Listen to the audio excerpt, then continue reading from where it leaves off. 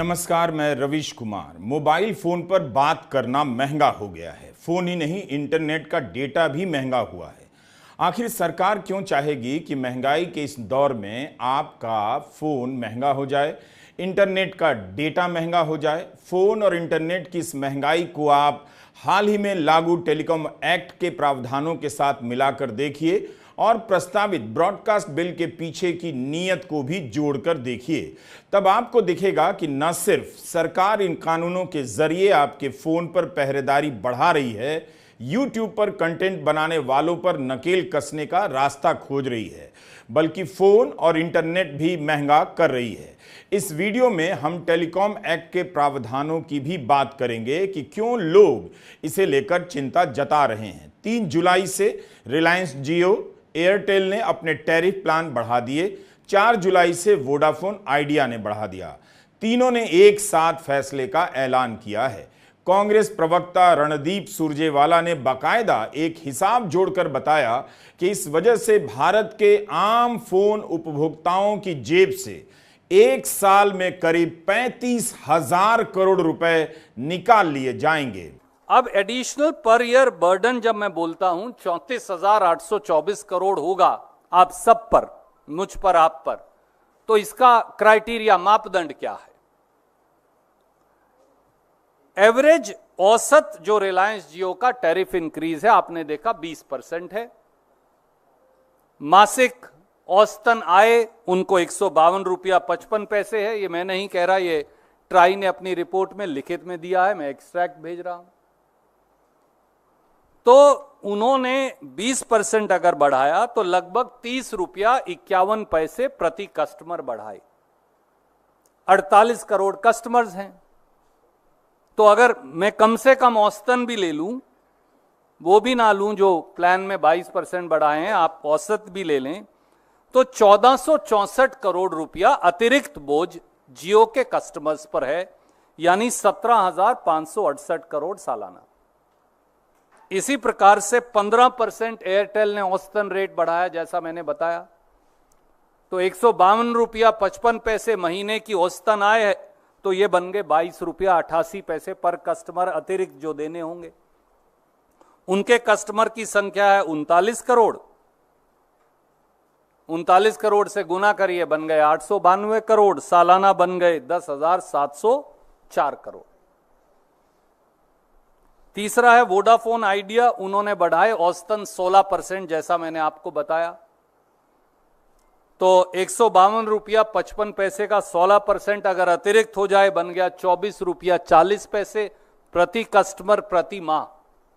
उसको मल्टीप्लाई कर दीजिए 22 करोड़ 37 लाख कस्टमर से, तो वो बन गए 546 करोड़ हर महीने अतिरिक्त जो उन्होंने बोझ डाल दिया, और ये बन गए 6,552 करोड़।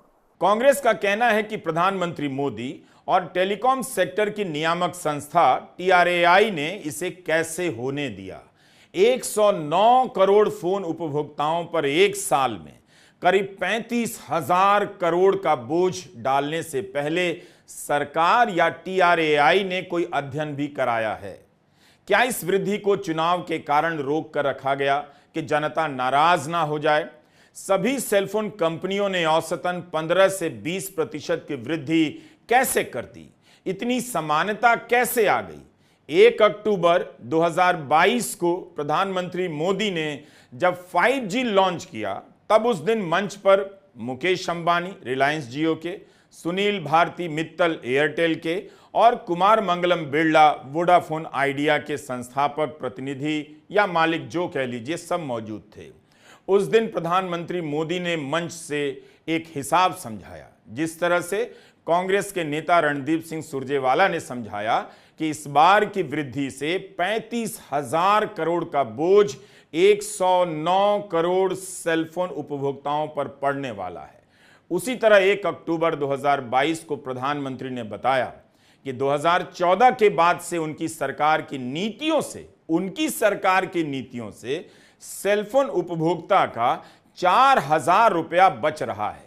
क्या प्रधानमंत्री मोदी बताएंगे कि 35,000 करोड़ रुपया जब जेब से निकलेगा उपभोक्ताओं से, उस पर उनकी क्या राय है? आज टेलीकॉम सेक्टर में जो क्रांति देश देख रहा है वो इस बात का सबूत है कि अगर सरकार सही नीयत से काम करे तो नागरिकों की नीयत बदलने में देर नहीं लगती है। 2G की नीयत और 5G की नीयत में यही फर्क है।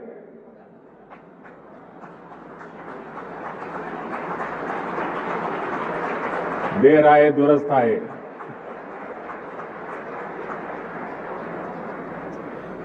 भारत आज दुनिया के उन देशों में है जहां डेटा इतना सस्ता है। पहले 1 GB डेटा की कीमत जहां 300 रुपये के करीब होती थी, वहीं आज 1 GB डेटा का खर्च केवल 10 रुपये तक आ गया है। आज भारत में महीने भर में एक व्यक्ति मोबाइल पर करीब एवरेज 14 GB डेटा इस्तेमाल कर रहा है। 2014 में इस 14 GB डेटा की कीमत होती थी करीब 4,200 रुपये प्रति महीना, 4,200 रुपया। आज इतना ही डेटा 125 रुपये या ज्यादा से ज्यादा 150 रुपये, 125 या 150 रुपये में मिल जाता है। यानी आज गरीब के, मध्यम वर्ग के मोबाइल डेटा के करीब 4,000 रुपये हर महीने बच रहा है उसके जेब में।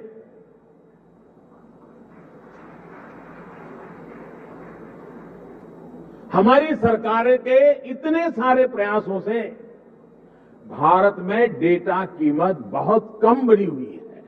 अगर प्रधानमंत्री मोदी डेटा महंगा होने को 2G के घोटाले से जोड़ रहे हैं, तो इस बार जो महंगा हुआ है उसके बारे में इतना तो साफ कर ही दें कि टैरिफ बढ़ने में किसी घोटाले का हाथ नहीं। आखिर फोन का डेटा सस्ता है तो सरकार श्रेय ले रही है, तो अब सरकार क्या कह रही है? कांग्रेस तो यही पूछ रही है कि जिस तरह से सेलफोन उपभोक्ताओं पर भार डाला गया, उनकी जेब से 35,000 करोड़ रुपए उड़ने वाले हैं, उस पर जवाब दीजिए। प्रधानमंत्री कब बोलेंगे?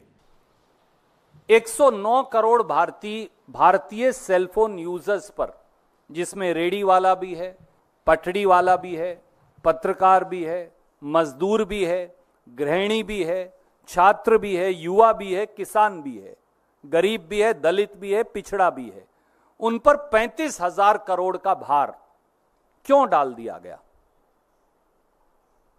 यह मैं नहीं कह रहा, उनकी रिपोर्ट है। मैंने तो सिर्फ गुणा करके बताया है, कुछ नया नहीं है इसमें। मैंने सिर्फ गुणा करके टोटल सेलफोन यूजर्स का बताया है। 35,000 करोड़ की वसूली कर लेंगे आप 109 करोड़ लोगों से? उसका आधार क्या है? मापदंड क्या है? सरकार नाम की कोई चिड़िया इस देश में है या नहीं है, या कंपनियों की मनमानी चलेगी? जनवरी 2023 में जब एयरटेल ने कुछ राज्यों में अपना सबसे सस्ता प्लान बंद कर दिया, तब आईटी मंत्री राजीव चंद्रशेखर ने बयान दिया कि इससे डिजिटल इंडिया के विकास में रुकावट पैदा होगी। आप इन पुरानी खबरों को देखिए तो तब कैसे उस समय के आईटी मंत्री राजीव चंद्रशेखर कह रहे हैं कि डेटा का दाम बढ़ना चिंता का कारण है। यह भी बयान छपा है कि हो सकता है कि मंत्रालय TRAI के पास जाए और कहे कि इसका अध्ययन किया जाए कि तात्कालिक और दूरगामी परिणाम क्या होंगे।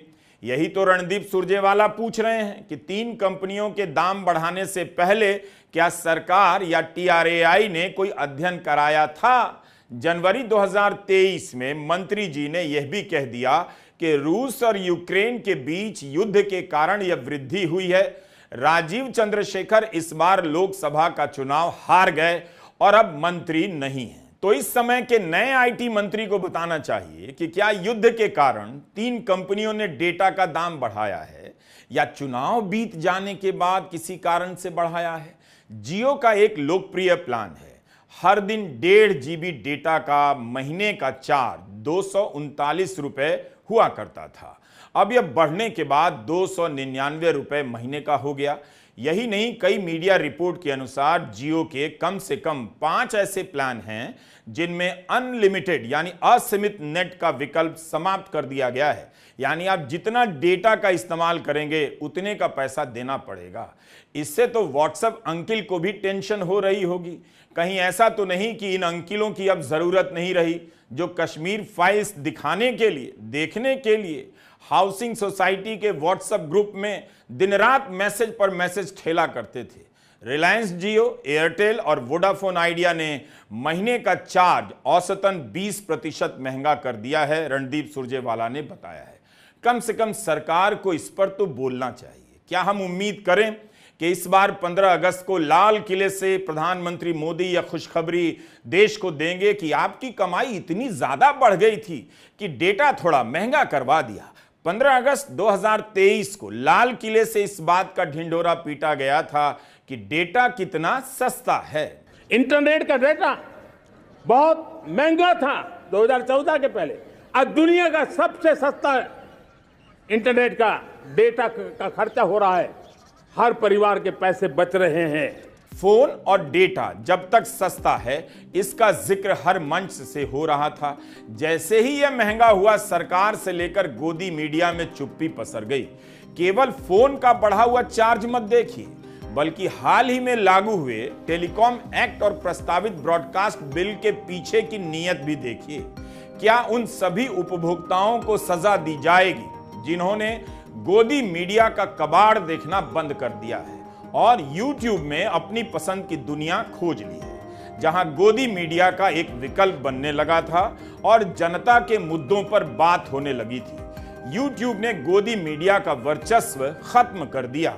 तो क्या YouTube पर कंटेंट बनाने वालों के साथ साथ देखने वालों को भी सजा देने की तैयारी है कि अब महंगा फोन, महंगा इंटरनेट झेलिए, जैसे आप महंगा पेट्रोल कई साल से झेलते ही आ रहे हैं, जिसने हर आदमी की कमाई और बचत हवा में उड़ा दी। याद कीजिए, इस चुनाव के कुछ महीने पहले प्रधानमंत्री मोदी को आकर कहना पड़ा कि उनके YouTube चैनल को सब्सक्राइब कीजिए और बेल आइकन दबाइए, जैसे हम लोग कहा करते हैं। लेकिन क्या यह विचित्र बात नहीं कि भारत संघ के प्रधानमंत्री बेल आइकन दबाने और सब्सक्राइब करने की अपील कर रहे हैं? आप इस बयान को सुनिए। प्रधानमंत्री खुद को यूट्यूबर कह रहे हैं, तो एक यूट्यूबर के तौर पर उन्हें बताना चाहिए कि 3 जुलाई से इंटरनेट का डेटा जो महंगा हुआ है, क्या इससे वे खुश हैं? मेरे साथी यूट्यूबर्स, आज एक फेलो यूट्यूबर के तौर पर आपके बीच आकर मुझे बेहद खुशी हो रही है। मैं भी आपके जैसा ही हूं, अलग थोड़ा हूं। 15 वर्षों से मैं भी एक यूट्यूब चैनल के जरिए देश और दुनिया के साथ कनेक्टेड रहता हूं। मेरे पास भी बहुत सारे सब्सक्राइबर्स और उनका एक डिसीजन नंबर है। मुझे आप सभी से बात करके बहुत अच्छा लगा। मेरा ये चैनल सब्सक्राइब करें और मेरे हर अपडेट आपको मिले, इसके लिए बेल आइकन जरूर दबाइएगा।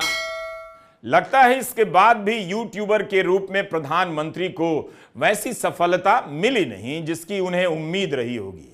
याद कीजिए 2014 के बाद कितनी ऐसी खबरें आती थीं कि ट्विटर से लेकर यूट्यूब पर मोदी के कितने फॉलोअर हैं दुनिया में रिकॉर्ड बन गया है, कितना कितना देखा जाता है बताया जाता था। लेकिन इस चुनाव के दौरान और बाद में खबरें आने लगी कि यहां वैसे उपभोक्ता आ गए हैं जो अब गोदी मीडिया से ऊब चुके हैं। यहां मोदी का वैसा वर्चस्व अब नहीं रहा। YouTube पर मार्च से मई के बीच में, और मैं 16 मार्च के डेटा से बात करी क्योंकि जिस दिन चुनाव अनाउंस हुआ था उससे 30 मई तक का डेटा है, 613 मिलियन व्यू कांग्रेस पार्टी के थे, 150 मिलियन व्यू भाजपा के थे। तो कहीं ना कहीं YouTube पर भी लोग हमारी बात सुन रहे थे, हमारे नेताओं को सुन रहे थे, हमारी रैलियों को सुन रहे थे, हमारी प्रेस कॉन्फ्रेंस को सुन रहे थे। इसमें एक बड़ा इंटरेस्टिंग डेटा यह है, और YouTube का डेटा देने के पहले मैं एक और डेटा दे देती हूं, इंस्टाग्राम का डेटा। इंस्टाग्राम को बड़ा यूथ फ्रेंडली माना जाता है, ज्यादातर यूजर्स जो होते हैं वो यंग होते हैं। इंस्टाग्राम पे हमारी एवरेज लाइक 1,21,000, बीजेपी की एवरेज लाइक 26,945। आखिर चुनाव के 3 महीने के दौरान मोबाइल, इंटरनेट और फोन के चार्ज में वृद्धि क्यों नहीं हुई? चुनाव खत्म होते ही ऐसा क्या हो गया कि तीनों टेलीकॉम कंपनियों ने दनादन दाम बढ़ा दिए? क्या केवल बाजार के नियमों के तहत मोबाइल फोन का चार्ज बढ़ाया गया, फोन पर बात करना महंगा किया गया, या इसका राजनीतिक पक्ष भी हो सकता है? अब हम आते हैं टेलीकॉम एक्ट पर। पिछले साल दिसंबर में जब लोकसभा और राज्यसभा से 146 सांसद निलंबित थे, तब दूरसंचार अधिनियम 2023 पास कर दिया गया। चुनाव बीत जाने के बाद यानी 21 जून 2024 को राष्ट्रपति ने इस अधिनियम को मंजूरी दे दी, यानी लागू करने की अनुमति दे दी।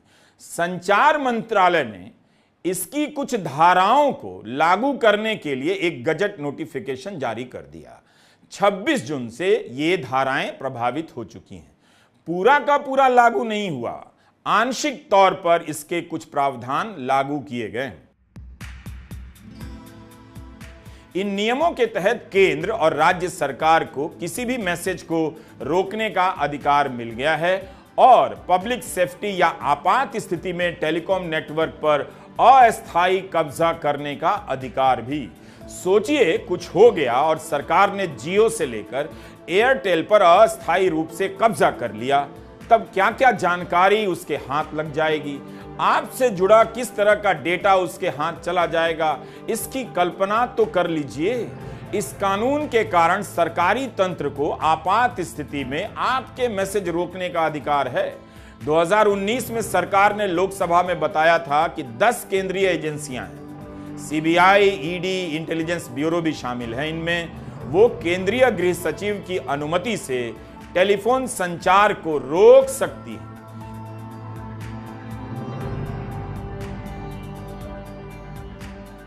हिंदी प्रदेश में धर्म के अलावा इन मुद्दों पर बात होनी चाहिए। समझिए इस बात को। धर्म जब भी राजनीति में आता है, अधर्म और ढोंग पैदा करता है। सोचिए, आप जिस फोन को लेकर आजाद महसूस कर रहे हैं, उस पर कितनी बेड़ियां पहना दी गई हैं। यह भी सोचिए कि इससे आपका कितना नुकसान होने वाला है। हर तरफ पहरा ही पहरा। ऐसे में फोन पर बात करना महंगा और खतरनाक दोनों हो जाएगा। द वायर में इंटरनेट फ्रीडम फाउंडेशन के तेजस्वी पंजियार और प्रतीक वांगरे ने इन खतरों को लेकर विस्तार से लिखा है। वो खतरे क्या हो सकते हैं, सबसे ज्यादा आप आम नागरिक को समझना चाहिए। इसमें लिखा है कि टेलीकॉम अधिनियम के तहत सरकार की कोशिश लगती है कि वो ऑनलाइन कम्युनिकेशन सर्विसेज को इस बिल में शामिल करे। अगर ऐसा हुआ तो सिग्नल, जूम, स्काइप और जीमेल भी सरकार की निगरानी में आ जाएगी। कई बार आप सरकार की निगरानी से बचने के लिए सिग्नल या किसी दूसरे ऐप का इस्तेमाल तो करते हैं। इस लेख में बताया गया है कि ऐतिहासिक रूप से इस तरह का कानून ब्रॉडकास्टिंग सेवाओं पर लागू होता था, यानी टीवी और रेडियो पर, लेकिन अब यह जीमेल से लेकर जूम तक पर लागू होगा। सब के सब सरकार की निगरानी में होंगे। आप किसी भी रूप में टेलीकम्युनिकेशन के जरिए संदेश भेजिएगा, सरकार उस पर नजर रख सकती है। ऐसा अधिकार इस एक्ट से उसे मिला है। टेक्स्ट हो या फोटो हो या ध्वनि के जरिए हो या कोई संकेत ही हो, स्माइली वगैरह, सब पर पहरा लग जाएगा। इतना करने की क्या जरूरत है? एक कानून यही बन जाए कि आप कोई भी मैसेज करें, उसकी एक कॉपी सरकार को भी दे दें, कोई भी ईमेल भेजें, उसकी एक कॉपी टेलीकॉम सचिव को भी भेज दें, पढ़ते रहेंगे। इस तरह से तो आपकी कहने लिखने की आजादी, निजता, गोपनीयता सब के सब पर असर पड़ने लगेगा। इस अधिनियम का अध्ययन करने वालों ने लिखा है कि सरकार ने पूरी तरह स्पष्ट नहीं किया है कि वह इंटरनेट सेवाओं में कितना हस्तक्षेप कर सकती है। आप समझते हैं कि जब चीजें स्पष्ट रूप से नहीं कही जाती हैं, साफ साफ नहीं लिखी होती हैं, तो इसका लाभ आपको कभी नहीं होता, सरकार को ही होता है। इसी के कारण विशेषज्ञ इस नियम को लेकर बहुत चिंतित हैं। चाहे व्हाट्सएप हो, टेलीग्राम हो या सिग्नल जैसे internet based messaging service provider हो, यह सभी अधिनियम के दायरे में आ जाएंगे। बिजनेस स्टैंडर्ड अखबार में शुभायन चक्रवर्ती ने लिखा है कि जब तक इस मुद्दे पर सरकार की ओर से और स्पष्टता नहीं दी जाती है, व्हाट्सएप से लेकर सिग्नल तक सभी मैसेजिंग सर्विस प्रोवाइडर एक ग्रे एरिया में आ जाते हैं। जबकि संसद में तत्कालीन दूरसंचार मंत्री अश्विनी वैष्णव ने अधिनियम पारित होने के बाद कहा था कि कोई भी ओवर द टॉप सेवाएं अधिनियम के दायरे में नहीं आती हैं, लेकिन विशेषज्ञ इससे सहमत नहीं हैं। इसे समझने के लिए कोर्ट में व्हाट्सएप को लेकर जो बहस हो रही है उससे जुड़ी खबरों को ध्यान से देखिए। इसी साल अप्रैल महीने में व्हाट्सएप और उसकी पेरेंट कंपनी मेटा ने दिल्ली हाई कोर्ट में 2021 के इंफॉर्मेशन टेक्नोलॉजी एक्ट को चुनौती दी। इस एक्ट में कहा गया है कि सरकार मैसेजिंग कंपनी यानी व्हाट्सएप जैसी कंपनी से अब पूछ सकती है कि चैट भेजने वाला कौन है। व्हाट्सएप का कहना है कि उसके जरिए जो भी संदेश भेजे जाते हैं उन्हें बीच रास्ते में कोई नहीं पढ़ सकता, केवल भेजने वाला जानता है और जिसके पास जाता है वह देख सकता है। बीच में उस मैसेज को कोई भी ट्रैक नहीं कर सकता, ऐसा दावा करती है यह कंपनी। ऐसा इसलिए किया जाता है ताकि दोनों की निजता बनी रहे। कोर्ट में व्हाट्सएप के वकील तेजस करिया ने कहा कि इस गोपनीयता के कारण ही तो लोग उनके प्लेटफॉर्म का इस्तेमाल करते हैं और अगर सरकार इसे भंग करने के लिए कहेगी तो कंपनी ऐसा नहीं कर पाएगी। व्हाट्सएप को ही भारत छोड़ना होगा। लेकिन सोचिए, सरकार को ठीक से पता है कि हिंसा या सांप्रदायिक सामग्री कौन फैलाता है। ऐसा करने वाले लोग उसके ही राजनीतिक पाले के होते हैं और पार्टी के सदस्य भी कई बार। क्या कभी उनके खिलाफ सरकार ने पार्टी के स्तर पर भी कोई कार्रवाई की है? कानूनी कार्रवाई आप छोड़ दीजिए, उनका नाम और चेहरा तो सबको पता है। फिर भी सरकार की दलील है कि वह चाहती है कि सांप्रदायिक हिंसा की स्थिति में जो सबसे पहले संदेश फैलाता है उसे सजा दी जाए। जब अदालत ने व्हाट्सएप से पूछा कि क्या इस तरह के नियम दुनिया में कहीं और हैं, तो इस पर व्हाट्सएप के वकील ने कहा, इस तरह का कानून तो ब्राजील में भी नहीं है। 14 अगस्त को इस मामले में बाकी सुनवाई होगी। व्हाट्सएप ने यहां तक कह दिया भारत छोड़ना पड़ सकता है। इसके अलावा इस अधिनियम में विदेशी राज्यों के साथ मैत्रीपूर्ण संबंधों, सार्वजनिक व्यवस्था बनाए रखने या किसी अपराध के प्रति उत्तेजना को रोकने के लिए संदेशों को रोकने की भी अनुमति है। अब आप सोचिए, लिखेंगे, पढ़ेंगे, बोलेंगे तो क्या क्या होगा। इसकी व्याख्या तो सरकार की ही अंतिम मानी जाएगी। जाते रहिए कोर्ट, जाते रहिए जेल। हमें नहीं भूलना चाहिए कि भारत दुनिया के उन देशों में शामिल है जहां सबसे अधिक इंटरनेट बंद किया जाता है। कुछ भी होता है, इंटरनेट बंद करो। यही नहीं, सरकार चाहे तो आसानी से किसी भी यूट्यूब चैनल को बंद कर सकती है। तत्कालीन सूचना मंत्री अनुराग ठाकुर ने बताया था कि दिसंबर 2021 के बाद से मोदी सरकार ने 122 यूट्यूब चैनलों को बंद करवा दिया। इसलिए टेलीकॉम एक्ट के प्रावधानों को आप ठीक से समझ लीजिए। लाइव लॉ में आर्यन पवार और वरुण प्रताप सिंह ने लिखा है कि भारत में पिछले 5 वर्षों में सबसे ज्यादा इंटरनेट शटडाउन देखा गया है। इस शटडाउन को कम करने के बजाय अब इस अधिनियम के जरिए उसे शटडाउन के और अधिक बेलगाम अधिकार मिल गए। यह आम भारतीय की गोपनीयता और अभिव्यक्ति की आजादी में बड़ी बाधा बनने वाला है। इनमें सबसे महत्वपूर्ण है के.एस. पुट्टास्वामी बनाम भारत सरकार का मुद्दा, जिसे आप निजता के अधिकार का फैसला नाम से जानते हैं। इस मामले में सुप्रीम कोर्ट ने कहा था, निजता का अधिकार जीवन और निजी स्वतंत्रता के अधिकार में ही शामिल है, जबकि टेलीकम्युनिकेशन एक्ट की धारा 20 को अगर सही से लागू नहीं किया जाता है तो यह निजता के अधिकार का उल्लंघन होगा। यानी बात घूम फिर कर वहीं पहुंच गई कि आपकी निजता, आपकी गोपनीयता आपकी नहीं रहेगी। कांग्रेस नेता प्रियंका गांधी ने भी टेलीफोन एक्ट पर सवाल उठाते हुए 30 मार्च को एक ट्वीट किया। अपने इस ट्वीट में प्रियंका गांधी ने सरकार पर आरोप लगाते हुए सैटेलाइट ब्रॉडबैंड स्पेक्ट्रम में हजारों करोड़ रुपए के घोटाले का आरोप लगाया। नए टेलीकॉम एक्ट से सैटेलाइट से इंटरनेट स्पेक्ट्रम के आवंटन में बोली लगाने के नियम को क्यों हटाया गया? आवंटन में बोली लगाने के नियम को हटाने से दूसरी कंपनियां नीलामी में हिस्सा ही नहीं ले पाईं। इससे राष्ट्रीय खजाने को कितना नुकसान हुआ। नए टेलीकॉम विधेयक के माध्यम से मोदी सरकार ने 2012 से लागू सुप्रीम कोर्ट के नियमों, दिशा निर्देशों की धज्जियां उड़ा दी। ऐसा क्यों किया गया? नए टेलीकॉम विधेयक पास होने का सबसे पहले और सबसे अधिक फायदा किसे मिला?